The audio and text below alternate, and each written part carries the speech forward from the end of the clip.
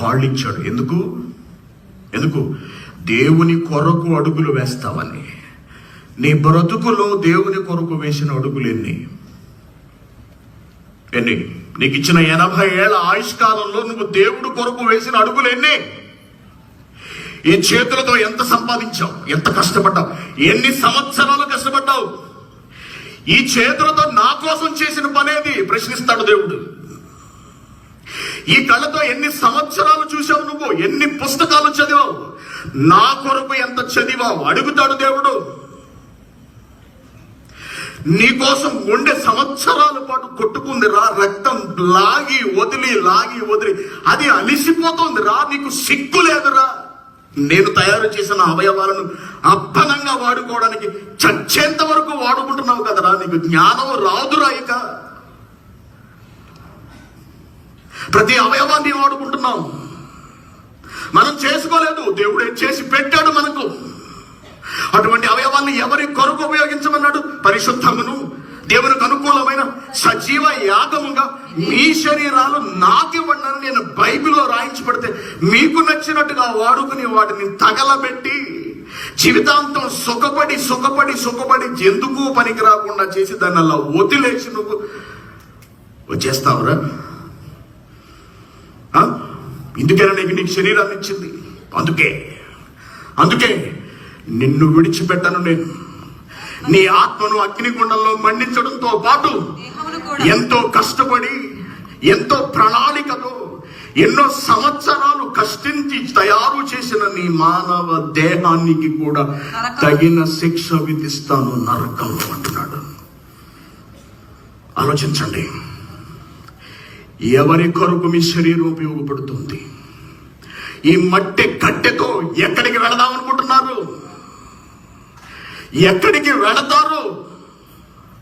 మట్టి కట్టెతో మహావైభోగానిక పరలోకానిక యేసుక్రీస్తు గారు వెళ్ళారు. తిరిగి లేచిన యేసుక్రీస్తు తన శరీరాన్ని రూపాన్ని మార్చుకున్నాడు. దేవుడైన శరీరాన్ని మార్చాడు, మహిమ రూపంలోకి మార్చాడు. పరలోకంలోకి వెళ్ళిపోయాడు యేసుక్రీస్తు గారు. మహామహిమలోకి చేరిపోయాడు, మోక్షానికి చేరిపోయాడు. మహాలోకంలో దేవుని కుడి పార్శ్వమున ఆసీనుడయ్యాడు. కారణం ఏమిటో తెలుసా? ఒకే ఒక్క రీజన్. దేవుడు తనకిచ్చిన శరీరాన్ని తన సొంత అవసరాల కొరకు కాక పూర్తిగా దేవుని కొరకు వినియోగించాడు. కాబట్టి ఈరోజు మనం ఎవరి కొరకు ఈ శరీరాన్ని వాడుతున్నాము? ఆయన మట్టి కట్టెతో దేవుని పని జరిగించాడు కాబట్టే మహావైభోగంలోకి వెళ్ళిపోయాడు యేసుక్రీస్తు గారు. ఆయన అక్కడే కాదు, మనలను కూడా తీసుకెళ్తానంటున్నాడు. మనకు కూడా ఆ వైభవోపేతమైన స్థితిని ఇస్తానంటున్నాడు మహానుభావుడు. ఈ శరీరానికి, ఈ దేహానికి, ఈ ఆత్మ అలా ఇవ్వాలి అంటే ఈ మట్టె కట్టెను దేవుని కొరకు మనం వినియోగించగలగాలి. దేవుని మహాజ్ఞానానికి నిదర్శనం, ప్రతిరూపమైన ఈ శరీరాన్ని దేవుని పనిలో నలగగొట్టగలగాలి. నీ కంటిని దేవునికి ఉపయోగించాలి, నీ చెవులను దేవునికి ఉపయోగించాలి, నీ కాళ్ళు చేతులు నీ స్వరపేటిక సమస్తము దేవుని పనిలో నలగాలి, ఉపయోగపడాలి క్రీస్తు వలె. అప్పుడు నువ్వు మహావైభవపేతమైన స్థితికి తీసుకువెళ్ళబడతావు. ఇదే శరీరంతో మహిమ రూపాన్నిచ్చి తీసుకువెళ్ళిపోతాడు దేవుడు. దేవుని కొరకు ఏమాత్రము వాడక నీ ఇష్టం వచ్చినట్టుగా నీకు నచ్చిన దేశం వెళ్ళి బాగా డబ్బు వస్తుంది కదా అని ఇక్కడికి వచ్చాం. ఇక్కడికి వచ్చిన ఏమొచ్చింది? కరోనా వచ్చింది. ఏమొచ్చిందండి? ఇప్పుడు ఉన్నారు దాని పని. ఓయ్ కంగారు పడకండి, ఉందా మన సంగతి. ఈ దేహాన్ని దేవుని కొరకు ఉపయోగిస్తే మహావైభోగం. అలా కాకుండా ఎందుకు పనికి రాకుండా మనం ఏం చేసాం? నైస్ ఫ్రూట్ తింటాం కదా, నైస్ ఫ్రూట్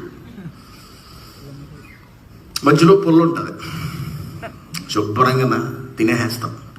తినేసి పుల్ల విసిరేస్తాం. ఎందుకు పనికిరాదు? అది బాగా వాడుకున్నాం, అది అవసరం మనకి. ఎప్పటి వరకు? అది పూర్తయ్యేంత వరకు అవసరం. అది అయిపోయింది కదా, విసిరేసాం. అంత తేలిక అనుకుంటున్నాం ఈ శరీరం అంటే. దేవుని పిల్లగారా, దేహాన్ని దేవుని పని కొరకు వాడకపోతే, సృష్టించిన కన్న తండ్రి కొరకు ఈ శరీరాన్ని ఉపయోగించకపోతే, విడిచిపెట్టని దేవుడు ఈ శరీరాన్ని, ఈ మట్టె కట్టెను మహావేదనకు తరలించేస్తాడు. అదే అతి భయంకరమైన అగ్నిగుండం. ఆలోచించండి, ఎక్కడికి వెళదాం అనుకుంటున్నారు?